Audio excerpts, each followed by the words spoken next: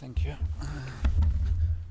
Okay, now joined by England coach Thomas Tuchel. Again, 2 questions per person, and if we get time, we'll come back to you.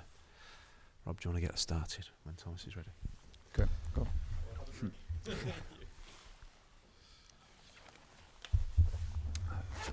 Good to see you, Thomas. Thank you. Can you update us on any specific team news, please, and specifically whether Harry Kane can play a full 90 minutes? Very easy with Harry. He can play. He's fit. We did the right thing. He's top in training and ready to go. And I don't see why he should not be able to play 90 minutes. The pause was just a short pause for him. He played all matches before for Bayern Munich, so I don't see any obstacles there.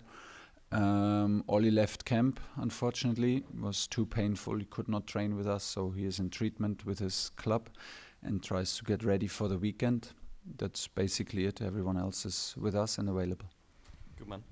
A win here, obviously, and England will qualify for the World Cup with 2 games to spare, which is an extraordinary achievement. We should never take that for granted, I think. But it feels, I think, to a lot of us that there's been a significant shift change maybe in the last 2 games in performance levels of the players wanting to playing as you more in the way that you would want them. Do you agree with that? Have you seen that yourself? Yeah, I saw that. I saw it even against Andorra at home, even if we couldn't prove it in the terms of the result, and maybe people outside expected more than just a 2-0 and underestimated the defensive performance from Andorra a little bit. But I saw it even in this game, the commitment, especially in the defensive work, the commitment in the high press.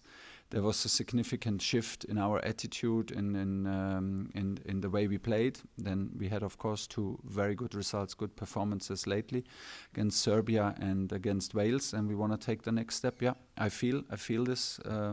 I feel that we are building something and we are going in the right direction. But as always in sports, tomorrow is the most difficult game. Tomorrow we have to show respect to our opponent, respect the circumstances. It's a away match in a World Cup qualifier, and we can with the result from Albania and Serbia, we can qualify tomorrow, and we want to do it with a win. That's extra motivation, of course. Just behind you there. Thank you. Yeah. Hello, coach. I have a question about mentality. Before the matches like this against opponents who's not very strong, who don't present top level, like Germany and Spain, because Latvia is not strong team. Does the preparation to the game like this are the same like to match against Germany, Spain, Italy? How it looks like?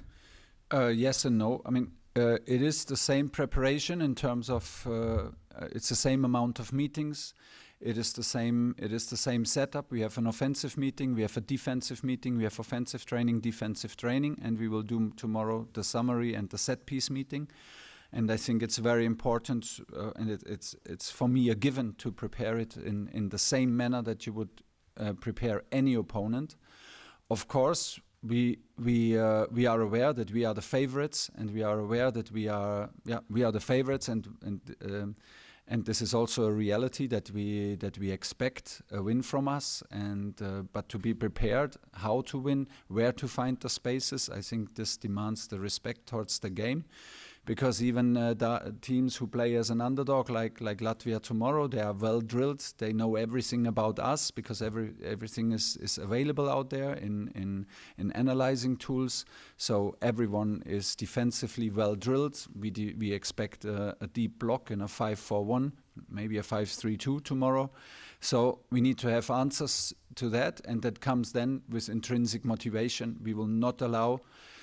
We don't want to get away with 80%. We don't want to get away with 90%. We want to put a performance in that makes ourselves happy, that makes ourselves proud, and this performance should then be enough to beat your team and hopefully get the win. But we show respect in the preparation. that does not change against whom we play.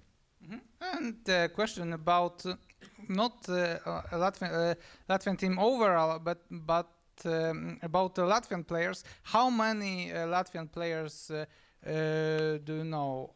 You can explain also footballers from the past, from the present. I hope that you remember from Bundesliga, Artyom Surudnius. Help me with the Bundesliga. Who played in the Bundesliga? Artyom Surudnius. He played For? in Hamburg, HSV and FC KANE while you were coaching Bundesliga. Can you tell me his name again? Artyom Surudnius. He played in HSV and FC Köln and Hanover while you were coaching Mainz and Borussia Dortmund. Okay, yeah. I have to say I didn't know a lot of players before we played your team, of course, in the qualifiers, and then you of course you watch matches, and you watch matches with your analyzing team and with your assistant coaches, and then you are aware, of course, of the players, and then you understand. Maybe I don't know all the names if you want me to write them down, but I know the numbers. I know if it's a left foot, if he loves to play with a back to the goal, or if he plays as a wing back.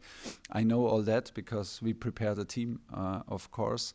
This comes with the job and is necessary to do because the players want to know, the players want to be prepared, also in the on the individual opponents. So our fullbacks want to know what the wingback how the wingback controls the ball, which side he prefers.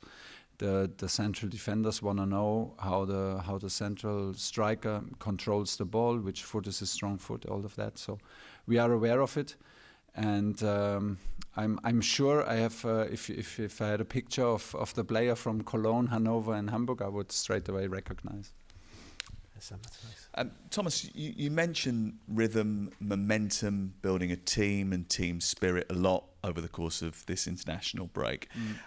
How will that influence the team that you pick for tomorrow's game? I don't know actually which team I pick. I have not decided yet, but everyone deserves all of the players. We had enough time to recover after the match against Wales. So we had 2 full training sessions yesterday and today. The spirit and the momentum is clearly there. The players are fully focused. They train with an awareness. They train with joy. They train with a lot of quality. You can sense it. So everyone made an impact. Everyone made himself available, and it's on us to take some choices. I don't think that we can go wrong with the choices, but the question will be: will we change a lot? How do we manage maybe some minutes? But the focus is on building a strong team, starting in a strong team, starting also a team that is used to play with each other, to not give any wrong signals, because it's a given to respect the opponent, and we need a strong team and a strong performance to win a away game in a World Cup qualifier. You mentioned earlier that you expect your team to win. You demand that your team win tomorrow. That would mean qualification. If you do qualify, it means that you have 2 extra games at the end of this qualification period, which become effective friendlies, really. What opportunities does that give you in the next international break?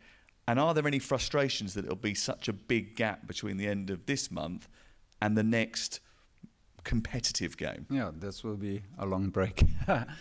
But it is what it is. The point is to not dwell on problems, but to find solutions and to turn it around and find solutions that then we have maybe an advantage out of it. However, we will do this. Believe it or not, my thoughts are not about November right now, because it will change a lot if we can fix qualification or not. So this is where all the energy goes. At the moment, when I say I expect a win, I expect first of all a performance that makes us the deserved winners. I know good enough that it's never guaranteed to win football matches. Too many things can happen. Luck and being unlucky is such a big part of the game. But we are in the moment where we expect the next good performance, top performance from us, and that should give us all the chances to win. And then if we do that, we talk about the next step, but before, with full focus on tomorrow. Hi, Coach. Yanis from Baltic Football News. I have a question. In your coaching career, you have coached sides who have been heavy underdogs heading into the game, probably. Yeah. And my question is, if you put yourself for one night as a Latvian national team head coach, what will be the message to the players tomorrow before the game against England?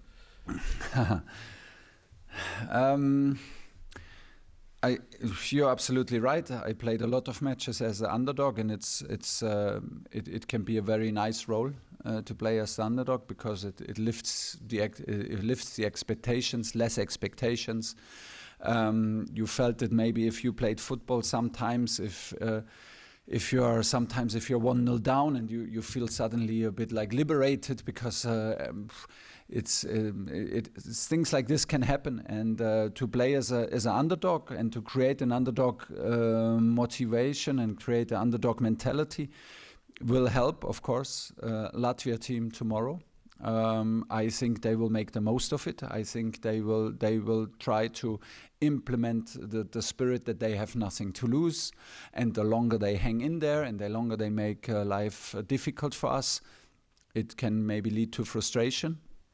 On the other side, in our dressing room, we demand, of course, things and a high rhythm and a high physicality in the game that hopefully your team cannot cope with us.